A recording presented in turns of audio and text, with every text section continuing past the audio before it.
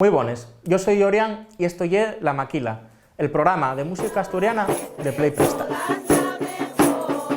La escucha que os propongo para hoy es una escucha de cierre y que vuelve sobre uno de los temas que de diferentes maneras se fueron manifestando y fueron apareciendo a lo largo de esta temporada, que es la escucha de los resquiebres que se abren en el cuestionamiento de las políticas de la folclorización. Retomo entonces aquí un apunte fecho por Xos Antón Ambás recientemente en el programa de ayer güey de la TPA, en el cual hay una valoración de lo que significó el llegado del etnomusicólogo Alan Lomas para la historia de la música asturiana. Esas declaraciones que retomo porque creo que son muy relevantes a la hora de pensar no solamente la cuestión más histórica, etnográfica, tradicional, sino en general, como una problemática que atraviesa en general el problema de la revitalización de la lengua y de la cultura asturianas. Declaraciones ambas fai una observación, al mío ver, muy acertada, la cual llama la atención a la hora de valorar la importancia del trabajo de Alan Lomas para la historia de la música asturiana, que es la manera en que fue capaz de salirse del guión de lo que ya era, digamos, imaginable o posible en aquel momento, ¿no? Alan Lomas llega en el año 52 a Asturias a hacer trabajo campo, a realizar unas grabaciones de música tradicional como parte de un trabajo más general que estaba haciendo en aquel momento. Alan Lomas estaba interesado en pensar a nivel mundial y hacer una especie de enciclopedia general de la música, sobre todo de la música cantada y de los bailes en todo el mundo, y llega a Asturias trabajando en ese sen y llega dirigido, tal y como nos relata Ambás, y así no fue realmente, llega dirigido por los fuerzas vives del momento. En contexto de un franquismo particularmente duro como el de los años 50, Alan Lomas llega dirigido por, como decía, las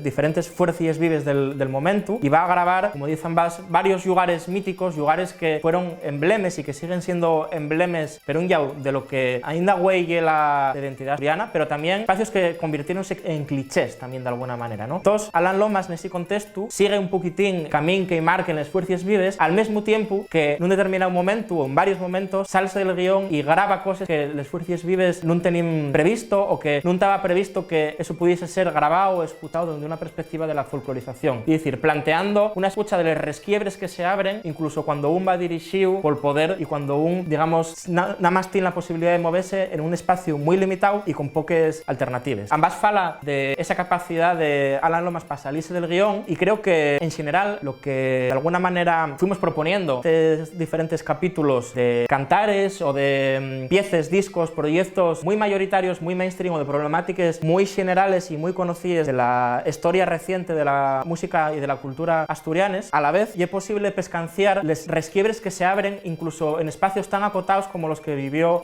Alan Lomas en el seu traballo campo en Asturias en un momento tan complicado como los años 50. Así que como homenaje a todas aquellas personas que en diferentes contextos quisieron por ver los resquiebres que se abrían y que siempre están en todos los yaos, vamos a cerrar esta temporada con la escucha de dos cortes de Aurelia de Caso, que